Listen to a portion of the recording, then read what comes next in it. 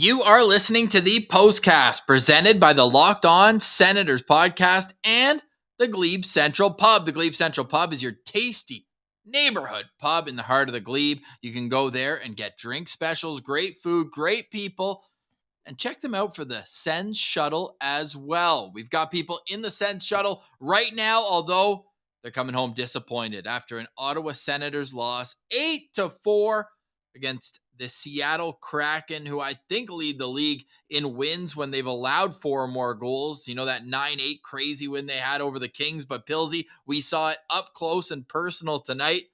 Try to take me through your emotions throughout this game.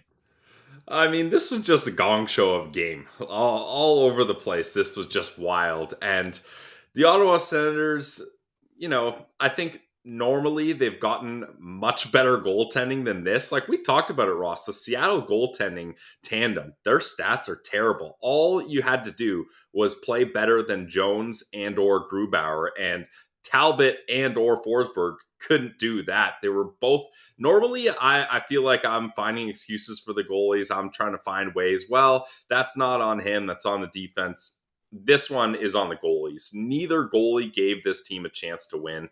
That's a tough one for both these guys and the goaltending coach to have to bounce back from, because that was just unacceptable. Like you can't have that happen, especially at home.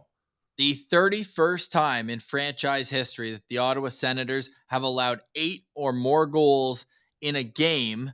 However, let me preface that by saying 15 of those 31 times came in the first 2 seasons. Yeah, exactly. In that expansion season. Yeah, geez. 5, 6, 7, 8, 9, 10. This is the 12th time since the year 1999.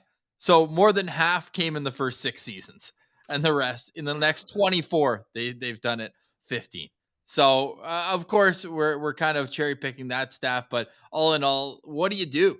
Like, did you think at all to go back to Forsberg after he let in 3 goals on 5 shots to start this game? I know that sounds bad, but I honestly thought Cam Talbot might have had a worse game. Like there was a couple questionable plays like that. I'm just trying to find my notes here. That goal that makes it 5-3 for Seattle. Talbot trying to clear that puck and just totally screwing Thomas Chabot over. They turn it over and the Kraken score. Like I thought that was a bad play. Some bad rebounds for Talbot here. And I was saying that I thought Talbot should get the start here. And then when he came in, I thought, Sens were going to shut the door here, because the Sens were playing a better game, in my opinion. But my God, that did not happen at all. And sure, Forsberg only 2 saves on 5 shots, but those goals were kind of bang plays, at least the first 2. And then the third one squeaks through a point shot. So obviously you need to get a save. You can't have 2 saves on 5 shots. Good for a 400 save percentage. That's simply unacceptable. But yeah, I mean, I honestly thought the Ottawa Senators as a whole, they created some good chances. And other than some massive defensive lapses and breakdowns that ultimately led to 8 goals by the Seattle Kraken, I thought this could have been a winnable game. Like when you look at the Corsi stats and advanced analytics on Natural Stat Trick, Ross, the Sens showed favorably in that sense. But yikes, on the only stats that matter, the scoreboard up top, it was terrible. Yes, it certainly was. The Sens allow 8 goals on 24 shots. It was actually, I believe, on 22 shots, and then they got a couple extra at the very end after Andre Burakovsky doubled up the lead. But to your point, I thought after the second period, the Sens had as good a chance of anyone to win this game, even though they were down 2 goals. 5-3 was the score. It was 5 goals on 15 shots through 2 periods. But at the other end, it's not like Seattle's goaltending was good either. Ottawa only had 16 shots and had 3 goals after 2 periods. But the start of the third, the way it did with first shot, horrible rebound by Cam Talbot. And then it circles up to the point and just a wrister with no traffic in front, knuckle puck goes over the glove. And at that point, even after Tim Stützle scores, gets his second career hat trick, great moment, you're still looking like, okay, once you allow the 6th goal there and Vince Dunn scores in front of his box full of friends and family from Lindsay, Ontario, you're just like, man, this game, just wrap it up, fluff the pillows, as I've been starting to say, and put this one to bed. I mean, Martian tweeted out that this is the earliest he's ever left a Sens game. Like, it's bad when after a Tim Stützle hat trick, the Martian is like, nah, I'm out. A verbal Gotta meme to go. SpongeBob, nah, I'm a head out time here because Martian normally would be all over that. And yeah, Timmy gets a hat trick. I think that might be the least excited hat trick I've ever seen. That like Timmy could not care less about scoring that hat trick goal. He's just like, we're losing this game. And Timmy is an ultimate competitor and he wants the wins here. And you can see that. A 4-point night ever since he came back from injury. He's on a point streak with multiple games tossed, multi-point games tossed in there too. So sure, Timmy's hot, but he only cares about one thing. He wants to get the W's here, and the Sens get doubled up here. They're not even close, 8-4. We're going to get to our notebook where we kind of go through each goal, the game summary, but Tim Stützle's the juxtaposition between his second goal, which tied this game at 3. Believe it or not, this game was tied at 3 after Ottawa fell behind 3-1 after the first period. But then the third goal, it's just completely whatever. Let's move on. Let's get this game over with. And that's just so disappointing in front of friends or in front of all the fans. Here's another packed crowd, over 19,000 at the CTC tonight. But Tim Stützle, I don't even want to call him the lone contributor because I thought offensively this team did some good things. Yeah. It was just in their own zone, getting caught, and like you can pull up like the Hamnick missed slap shot to get it out where he completely whiffs on it, or Anton Forsberg just kind of like paddling the puck right back to Seattle player on the second goal, where then they start the cycle, and next thing you know, it's a one-timer and it's in the back of the net. There was just so many defensive giveaways and breakdowns that you don't even know where to start, and I'm sure that the Sens video team's going to be up late cutting the clips from this one. That's going to be a tough film session for the boys tomorrow, Ross. I mean, there's so many mistakes everywhere, but yeah, like you said, there were still times where I thought this was a very winnable game, and it's those pesky momentum goals that happen for both teams. Like the goal that makes it 4-3 that you referenced right after Timmy gets that good rebound goal, that's 22 seconds apart after the Sens tie it. And then they had another one, the Timmy hat trick goal. He scores 25 seconds after Seattle makes it 7-3. So there was a lot of bang, momentum shifting plays happening, but it's just just have the whole game clipped and show that to the boys. That's right, Glenn's rep there. But this one's tough, Ross, especially because when you take a look at the out-of-town scoreboards, it wasn't exactly a favorable night for your Ottawa Senators. But opportunity still to at least put yourself back ahead of Detroit, right? Baby steps, one at a time. I know Buffalo got the win. They're in a better position than anybody with the way they've been playing of late. Ottawa did get the 2 points from Buffalo last week, but they get the win there. And they got games in hand too. They got games in, I mean, Detroit does too, but Detroit fell 4-1 in Toronto. All in all, though, just a tough night defensively, and it just showed it was brutal to watch. Like, at what point for you was it also the Vince Dunn goal, or did you still believe after that was 6-3? Which one was the Vince Dunn goal? That was at the start, a minute 19 into the third period. So that makes it 6-3. Yeah. No, when they scored that quickly, I thought it was over. All I was really rooting for was that Timmy hat trick, to be perfectly honest here, because like it just was at that point where you can't make up that many goals if you're the Ottawa Senators. And the Seattle Kraken, we talked about it. I mean, this is just me being a mush, I guess, but they don't really have that superstar power. Well, they go and put up an 8 spot on the Sens, but they have such good depth that once they get a lead, they can hang on. And Martin Jones has been getting great goal support all season. Like, his stats are not great, but his record is awesome. I think it's like 18-7-2 or something like that.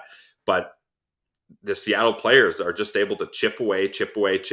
And then that decor, no superstar back there, but a lot of big defensive minded players that are just able to shut things down. And ironically, for a defensive unit, Ross, every single defenseman except one, I always mess up this guy's name, Susie. Yeah. He was the only one that didn't have a point all night of all Seattle defensemen. So they're doing a couple things right over there, even if it may not be all-star super skill, kind of leaning on one or two talented guys. they've got good depth over there, and they managed to win hockey games. To your point, too, Pilsy, 8 different goal scorers Yeah, like for Seattle. 8 different goal scorers. it's crazy. Yeah, good for them. But geez, And Ben pointing out as well, Pinto, DeBrincat, each -5. And you look at the back end, tough night for Jake Sanderson and Travis Hamonic, both of them. I know some people are I willing to think it was say, on Hamnick a lot more you're though. going to be that guy saying it, eh? He missed his assignments too on a couple of those goals. Yeah, that's fair. But I guess for me, Hamnick just it was a lot more noticeable. Like that clear that he doesn't get out. He was the guy on the 2-on-1. I forget which goal that was, but it's a 2-on-1. And I actually don't hate this decision because he decided to fully cut off the pass and lets Talbot take the shot. Shot beats Talbot, so it doesn't look great there. And then he had it go off his skate right to Everly later on too. Which I mean, these kinds of things happen. But yeah, for that pair, it was a tough night. But I guess I just noticed Hamnick's whiffs a little more. Yeah, and I mean, at this point, the game's already over, and you're trying to cheat for offense. But when it Yeah, was 7-4 or even 8-4 at the time, or sorry, 7-4 because this is the 8th goal, where they're trying to yeah, clear the zone quick, and it's like of all guys, I don't need jumping up. It's Nick Holden, and for some reason, he's up at the blue line, transition 2-on-1 in tight, and you're like, at that point, it's literally a laugher. And anybody who's still at the game is like, okay, let's beat the traffic now.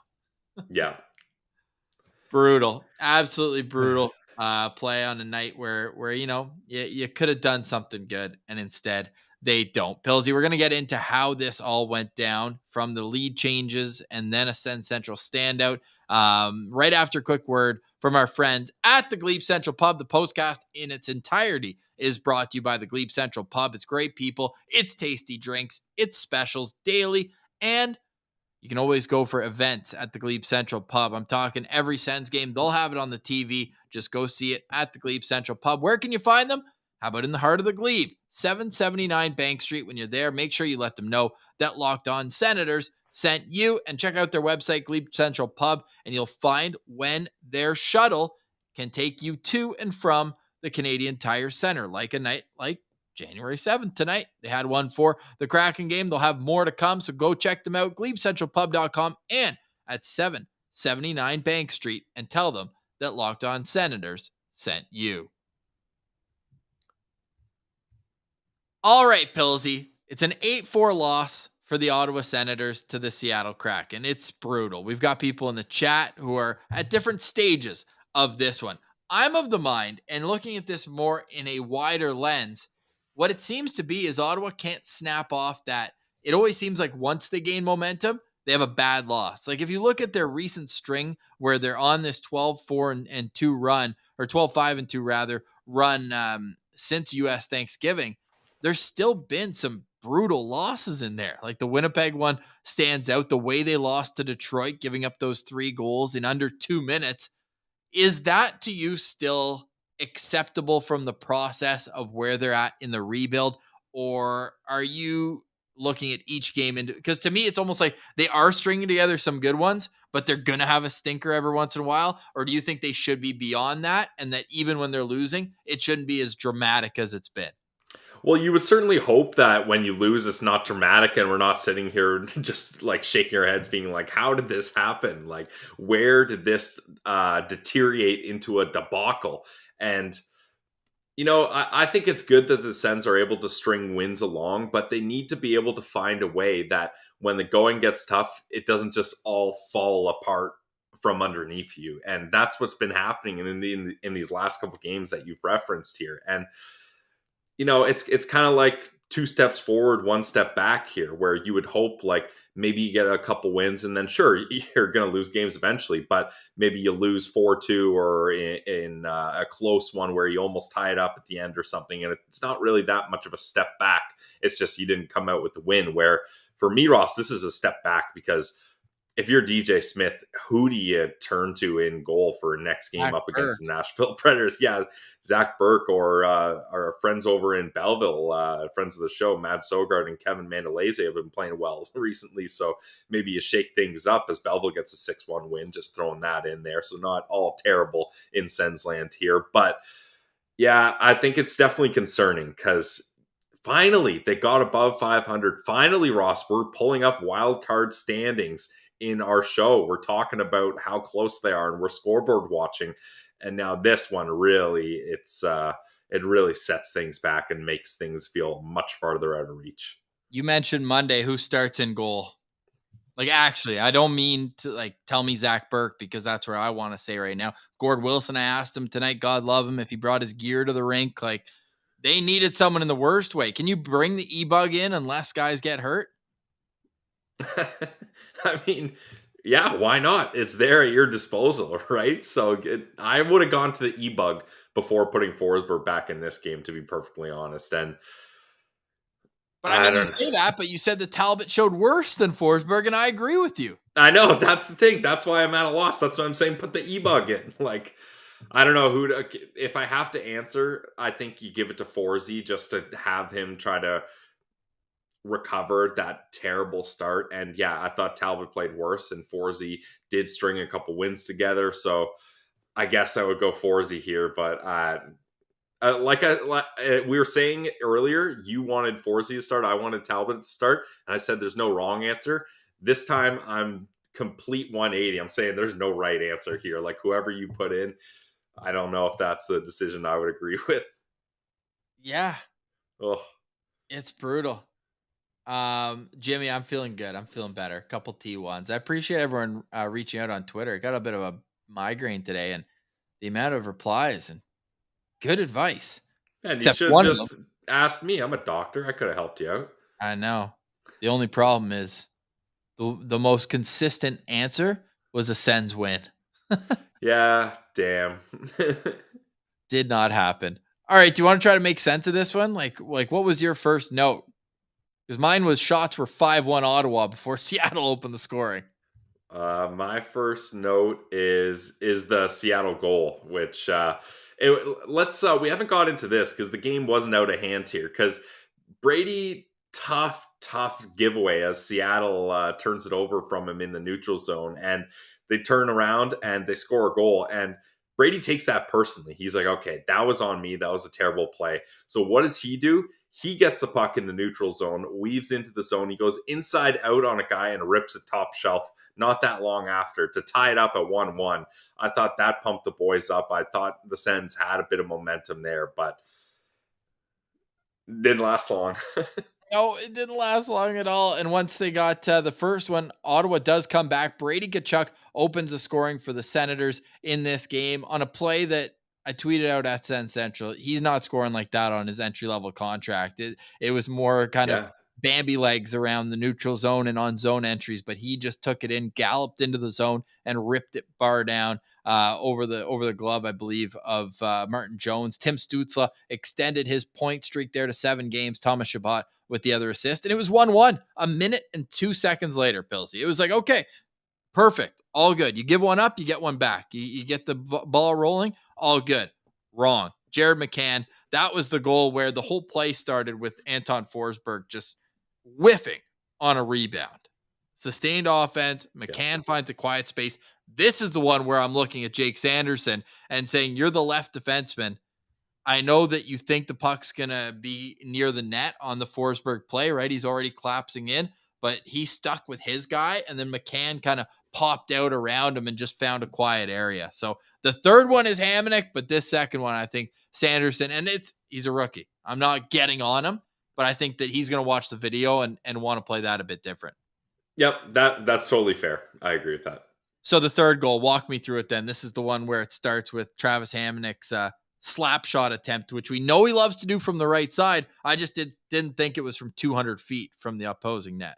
Yeah, I mean, he kind of wants to like wrap it around the boards quickly just to try to get it out, and so that Seattle doesn't have a chance to kind of hug up against the boards and stop it. But he completely whiffs on it, and Seattle's able to grab it from there.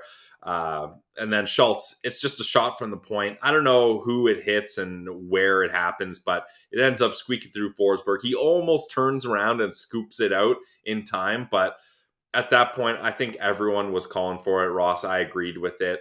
It was time to pull Forsey, whether you thought it was 100% his fault or not. The game was just really getting away from the Sens, and sometimes you need to do it as just a wake-up call to the bench, and I hoped that would make the big difference, but it didn't.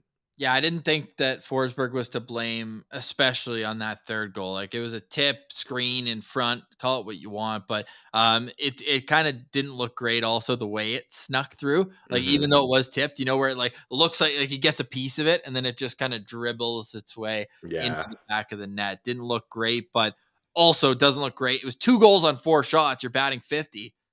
And then the next one goes in. It's like, okay, if you're the coach, you have to make a change. DJ immediately looks down the bench, puts in Cam Talbot. And what changes? Well, a little bit because they get out of that period, not allowing any more goals. And then Tim Stützle gets a power play goal unassisted. Pilsy, I'll let you walk me through some good from this game. Now, how did Ottawa bring it back to within one? Well, this was a nice play because the Sens win the draw, and there's a loose puck in the slot, and this time it's a Seattle player trying to clear it.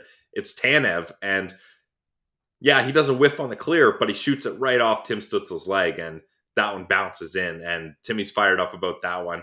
And hey, sometimes being a good goal scorer is just about being in the right spot at the right time, and that's what Tim Stutzle does on that play. That's exactly what Tim Stützle does on that play for his 17th goal of the year at the time. And sorry, this was a power play marker too. That was his 16th actually, because he got 16, 17, and 18 tonight. But that power play goal gives Ottawa at least a power play goal, one in the last 9 straight home games. So that's something that they Nice. can build on Monday. That goal, as I mentioned, was unassisted. The next one, however, was not. It was assisted by Thomas Chabot and Artem Zub. The play starts out in the corner there, failed clear by Adam Larson, and a good keep in by Zub to get it to Chabot. Shabby makes a nice little kind of backhand toe drag play, puts it to the net, Yeah. and Stützle's right there on the doorstep to put it down short side. So I love the way that they controlled pace on that one, using the momentum from bringing it back to a 1-goal game and making it into a tie, at least for just a moment. Yeah, it felt good for a moment and 22 moments if we're counting moments as seconds because Seattle Sprong, that shot, there wasn't much Talbot could do. That was a great shot and it was on a 2-on-1, but that's the one I think I was talking about where yeah, it is. Hamonic just totally cuts off the pass and then Sprong's like, "Okay, cool. You're going to give me a chance to beat the goalie one-on-one. I'll snipe it." And Sprong's been having a good year. They Yeah. showed that points per like cost per points graphic, and it's only costing him the Kraken $28,000 per point from Sprong this year. So good bang for your buck there. It was after that one though that I tweeted out, "Can we buy a save?" Like, Yeah. I mean, at that, How like, much does it cost? bit of a short side softy, in Yeah, my you gotta have that one if you're Talbot. You got and it. especially like you're in the game. He'd made a couple saves, but I wouldn't say looked very comfortable at that point. So you want one to at least give your team confidence because they've battled back, and it's Yeah. now you're the goalie of record, right? It's 3-3. Like, let's go, new game type thing. And then it's 4-3. He goes out, tries to play it high off the wall. I don't know what he was doing with two I guys. hated that play. A little reverse would have been perfect. It would have been right onto the stick of Zub. You break out of the zone. Instead, puts Chabot in a tough spot on his left side, but he makes a bad play too, just kind of pushing it into the corner. And it's a bang bang play, goes from low out front of the net. Zub kind of cuts a little too far down, leaves Beniers wide open in front. And the NHL's goal scoring leader amongst rookies made absolutely no mistake there. I blame Talbot on this one because, like you mentioned, not a great play from Chabot, but he's reeling at that point. Like he's chasing it. He's just trying to make contact with that puck, let alone make a good play. So, not much chance for him there. And Zub isn't expecting Chabot to be stuck like that. So, I don't know where he is or what he's doing, but he's not expecting to be needed out front. Maybe he's thinking Talbot's going to do that backhand play, like you mentioned, instead of trying to ring it off the board. So, that one's on Talbot for me. I don't put that one on Zub and Chabot. And Zub and Chabot, I was trying to see like, okay, how did they do as a pair tonight? And they actually did pretty well. 16 Corsi 4. 7 Corsi against. So that's the thing. Like normally, and sometimes you guys get on me for this, I'm always making excuses for the goalies and saying, oh, it's the decor. They let this guy here. They make it hard for the goalie to get a save. No, this time I got full credit for the decor, much more than I do the goalies. Okay, can I give a little bit of positivity? It's welcomed. Yeah, you can give a sprinkle of positivity here. The Sens penalty kill has been Yep. elite. They go 3 Special for teams 3. has been great. They have killed off 38 of their last 40 penalties. That's pretty impressive since Definitely. December 7th. In the last month, they've allowed 2 power play goals and they've scored 15. So they're plus 13 at even strength. Just want a little positivity before we pile on because that's what the Seattle Kraken did in the third period, entering it up 5-3. And then we already talked about Vince Dunn, just a little knuckler from the point after a bad rebound from Cam Talbot. But then, I mean, we're just getting into silly season right now. Like it was just like a tap-in rebound for Eberle. And how about Eberle getting 3 points? My lookout player in the building where he had that moment. Yeah. Now, can't like talk about feeling old, but that was 13 years ago now, Pilsy. Yeah, that's wild. Damn. Pretty sure Danny Heatley was still an Ottawa Senator when that happened.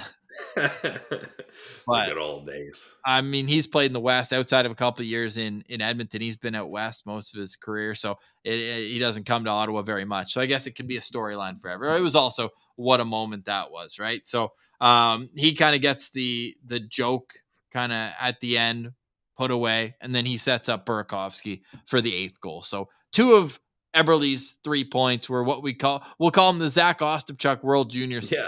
type, where his first goal made it 11-0, and his second goal at the World Juniors also made it 11-0. But tough vibes going into the skills competition tomorrow at noon for the Sens. Yeah, that's a little awkward, eh?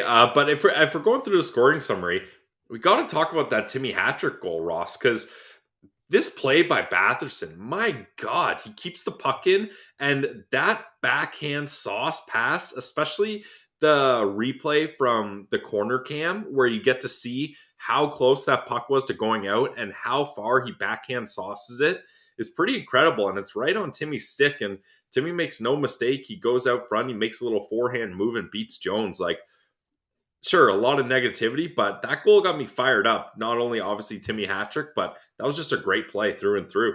Yes, it was. Now, don't look now. Like, remember how we laughed about the Anaheim Ducks scoring no goals in Ontario when they came for the 2 games, shutout losses in Toronto and Anaheim.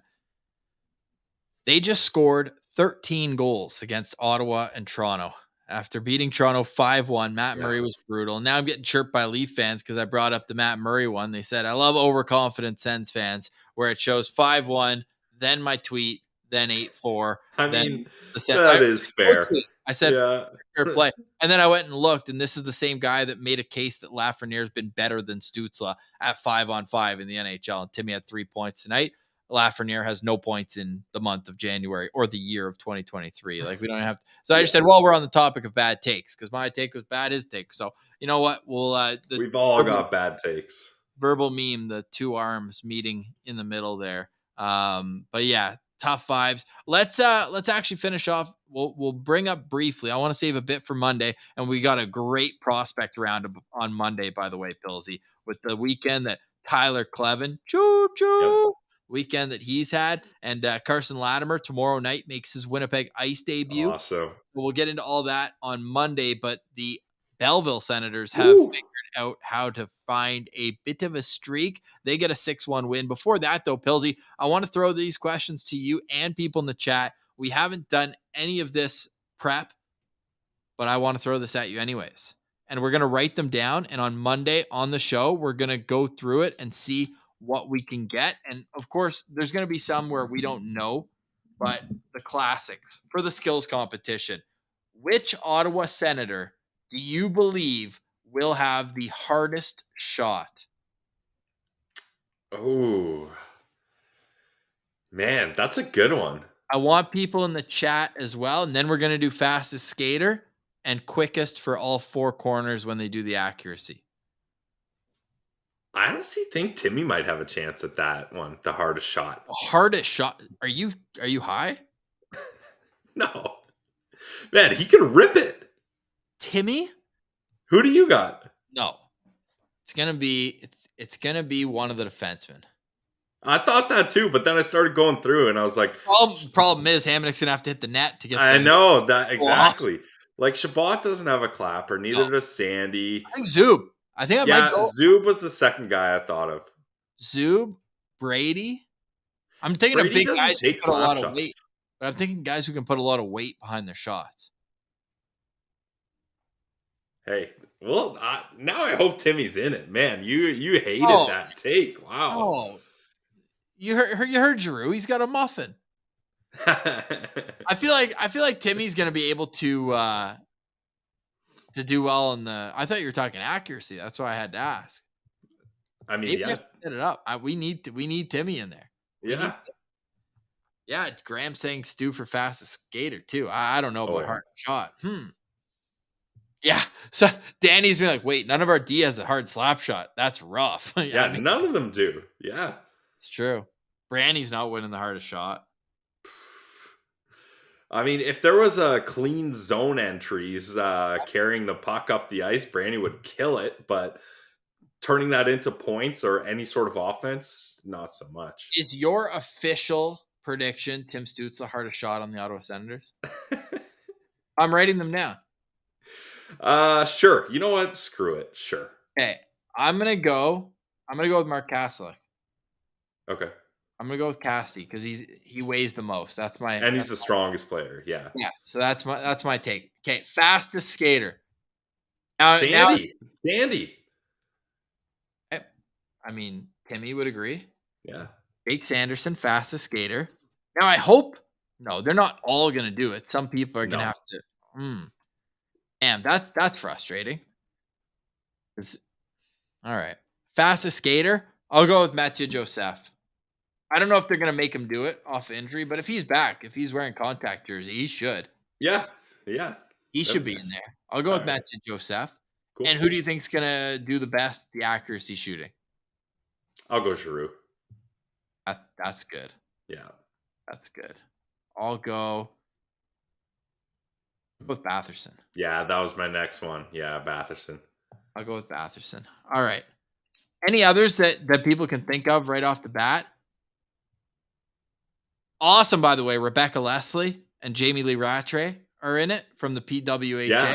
Yeah, that's fun. The women's league, and Rattray used to light me up in like Pee Wee. She used to play for the Canada Lasers, the Canada Blazers. Boys AA, and she would just snipe. It was unreal. Norris, Isabel's saying Norris for accuracy. I'm sure he'll be taking part. Yeah. Mott for fastest, Mike. He won't be skating. He's got the broken finger. Mott for fastest. Interesting. Yeah, interesting. He's right down there. When I pulled up that Sanderson stat for least penalties, he's only taken 2 penalties as well, Tyler Mott. That's why he's my guy. He plays a clean game. He plays hard. Yeah. Nick Spence saying Jamie Lee Rattray for accuracy. That'd be sick. Okay. Yeah. I like that. It's going to be a good head-to-head. Like, Rattray's a shooter, but she's also like a power forward. She can get in on the forecheck. Rebecca Leslie, I think a little more skilled in terms of hands and dangles, maybe a bit faster. So I think if we're going to do a tail of the tape for the ladies, I think that you're going to see Rebecca Leslie win the skating and maybe give Jamie Lee the accuracy shooting for that. Right. I think so. I'm fired up. It's at noon tomorrow. I hope they do. How do you watch it? Well, I feel like the Jets did a great job last week where they pretty much just like streamed it with one of their content guys on the ice. Okay, cool. It was just like live. It was live shot. I don't know if the Sens have the bodies to do that, but it'd be pretty cool. And they had Jesse Pollock from Bar Down go out and like do some of them. Like that gave me an idea. Like next year, you and me as the tendies, that'd be hilarious for the shootout. Yeah, it would be hilarious. That's for sure. How many do you think you stop? 10 breakaways. Like not one guy, but like a team if they each take one. If I stop 2, I'm stoked. Yeah. I would say, yeah, stop 2 and they maybe miss the net or mishandle it on the other one. I would do over under 2.5. Yeah. So we would have the save percentages that the Sens goalies had tonight. The Put me equivalent. in, coach. Put me in. If I had a Forsberg save percentage tonight, if I did on no matter how many shots I faced, that would be a miracle. Yeah, no kidding. Stick taps to 6-7s, by the way. Big trade today. Logan Morrison, MVP of the OHL. These are top. I mean, that's less so, but hopefully Boucher's not out long because I feel like that could be a good running mate tonight. Big time. But yeah, the shootout will be fun tomorrow for the Sens skills because the Sens are unbeaten in the shootout this year. They're They 1-0. should bring Igor up for the shootout skills competition, eh? How about 4 for 4 this year in shootout attempts for our guy? How about Ridley Gregg? Goal and an assist. Yeah. Another 2-point night for Ridley Gregg just to finish off on the Belleville Sens. Back-to-back winners. 5-1, then 6-1. Huge. Great to see. They needed it. And you know who else needed a big night? Who I didn't even know was back from the East Coast League? Mando, first star. Yep. And the Belleville Senators, like, it's wild that they come out with this win, Ross. The Manitoba Moose outshoot them 32-19, and Belleville wins 6-1. My God. Sounds like another game that I saw tonight. Sheesh. Right? Crazy. Sad. So the Ottawa Senators lose 8-4 and are outshot 24-23 and win 59% of their faceoffs and win the special teams battle 1-0 and take 2 less minor penalties and throw 14 more hits. And Ross, the Corsi numbers, all situations, Sens 56.7, Kraken 43.3. Like all over the stats, all over for all the nerds out there. This should have been a win here. No dice. Steve's asking, when are we going to have boots on the ground? The hope is, the goal is, and I should find out within the next week, is the Chicago Blackhawks Chris Neal night, February 17th. That is the goal. The start of Family Day weekend. So it's going to be a great crowd on that night. Yeah. When do we see some movement up from Belleville? Are you expecting they stay with these call ups and this bottom six? The bottom 6 is going to be a topic I think we should save and we'll get into more on Monday, but I wouldn't be against like a drastic change if they don't come out victorious on Monday.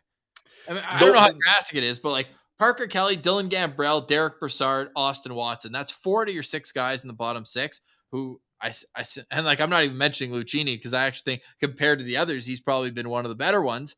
But I don't see why any of them should be automatics in the lineup. Well, 3 of those guys could very easily be replaced by guys coming back from injury, right? When you look at Chartier, Joseph, and Mott. So yeah. And if Norris ever comes in, I mean, Chartier would then be likely next man out, or even just go right down to Belleville. Like if it's him or Lucchini, you're keeping Lucchini. Probably, but DJ really liked Chartier's game, and you said it yourself. You liked a couple of the viewings. Like I think Chartier and Lucchini are kind of in the same spot here. So I don't know which way DJ would go there. Yeah, I guess I'm just ready to see some of these kids who are showing promise. Like Victor Lodin had the shootout goal against Syracuse, and then he scores another nice goal tonight. Igor gets 2 assists. Like, what does Igor have to do? This guy's point per game. Yeah, for real. I really think Igor should have got an opportunity here personally. But, I mean, if he does, then he doesn't light it up and Belleville doesn't have a string of wins here. So that's a good boost of confidence for him, still leading the Belleville Senators in points. And don't laugh, but Scott Sabourin gets in a fight tonight, gets 2 goals on 2 shots. Man, I wouldn't laugh. You know I'm a Sabourin guy. Like, I wouldn't even mind bringing Sabby up for a couple games to shake things up. Or Ridley Gregg. Nah. No. Draw a line there, even though he has... Come on! He has 9 points in his last 5 games. Like, he's making noise. You gotta respect it. I respect it, but I respect it so much that I want to keep him there making noise and keep getting big-time minutes rather than playing 10 minutes a night in the NHL. 4 multi-point games in his last 5 games. Keep it going. Plus an assist against Syracuse. All right. Yeah. At least we found a way to end on a high after an 8-4 loss. Yikes. Goalies couldn't buy a save. Defense couldn't put pizzas in the oven. They had to throw them up in the air. And it splattered with tomato sauce all around. That's the bloodshed of the Ottawa Senators tonight. Oh, 8-4 wow. the loss, but they're going up against a team that was at Nordic Spa today all day. So maybe they're going to have their spa legs. As we had the insider of all insiders on Twitter saying, hey, I'm at Nordic with my wife, and the entire Nashville Predators team is here. That's hilarious. Wow. Definitely a Mark Borowiecki call. A guy who loves Ottawa. He's like, guys, he's not even on the trip, right? He's still recovering from that tough injury. He's like, boys, you got to go to Nordique. But Start off with some Shawarma Palace, then go to the spa. How about the Nashville Predators getting to Ottawa on Saturday for a Monday game? Yeah, that's interesting. I mean, Ottawa, Party City. Are they going to have the Ottawa flu? Look out. The Ottawa flu, right? That's when it's time to shut it down. Any final thoughts, though, after this gong show of a game that we just witnessed? Burn the tape. No, watch the tape thoroughly, burn it, 6 and a.m. move on on. Sunday morning before the skills competition, a full rewatch, commercials and everything. Think about what you've done during the commercials. Yep, and they have to watch the intermissions where Sportsnet doesn't talk about the Ottawa Senators once. They have to sit there and watch the whole thing, both intermissions. What was the most ridiculous thing you thought they talked about today? How about talking about the World Juniors that happened how many days ago, and every national sports broadcasting company has covered the crap out of it? Oh no, run it back. Let's hear about this again. Like, my God. Yeah, that's a good one. I like that one. I'm trying to think of something else they got into. Listening to people talk about WHL trade proposals probably didn't have to be on national TV on a Saturday. How many picks Olin Zellweger is going to get traded from the Seattle Thunderbirds? Oh, he might go to Kamloops, your squad. I appreciate it. I like 32 Thoughts. We don't have to hear that on national TV. I think I'd prefer to focus on the games that we're watching. I don't know. Maybe that's wild, Ross. Maybe we're just dinosaurs in this TV age. Where's Coach's Corner? Whoa, hey now. Hey. I said, and Ron McLean, hey, he survived it. But gone are the days of getting hit in the head with gear at intermission. Now we just get punched with gambling segments. I might just be sour that my live bet after the first period, I deleted it. Hey, I tweeted out after Ottawa made it 3-3. I said, raise your hand if you live bet Ottawa at the first intermission. And as I hit send, it was as I hit send. You gotta love an overconfident Sens fan. Oh boy. I sent it. And I even put like the cockiest gif of this guy like, me. I'm such a loser. You needed to leave that up. Yikes. You gotta have some humility. I deleted it. Yeah, humiliation. That's hilarious. All right. Appreciate everyone. Hope we can but at least leave you guys with a laugh. We appreciate everyone. Yeah. You're jumping in with us, win, lose, or draw, right here after each and every game on the Postcast. You can also make sure that you subscribe, Locked On Senators on YouTube. We are closing in. I know I've been saying we're on the road, but from Toronto to Ottawa, a drive you and I have done many times together, Pilsy, we are getting off the 401. We still have a little ways to go on the 460. You're past Kingston. Oh, no. When you get off the 401 is like when you turn off and you get onto like the 2-lane highway where it's like you're on your way to the split, the split on the Queensway. Yeah. But you still have probably 80 kilometers to go. We're 200 away, and I feel like we got to give something away at 5,000. Yeah. Oh yeah. I'm down. A spot on the bachelor party. Okay. That'd be an awesome giveaway. We're about to have a great time, but maybe a ticket beside us for the Neil game. Oh, we just get an extra one, right? And then that puts a timeline though. Mm-hmm. And we have to reach the goal by Valentine's Day, which is 3 days before the game. Boom. That's what the play is. Caleb's got 16 of the boys going to Neil retirement game.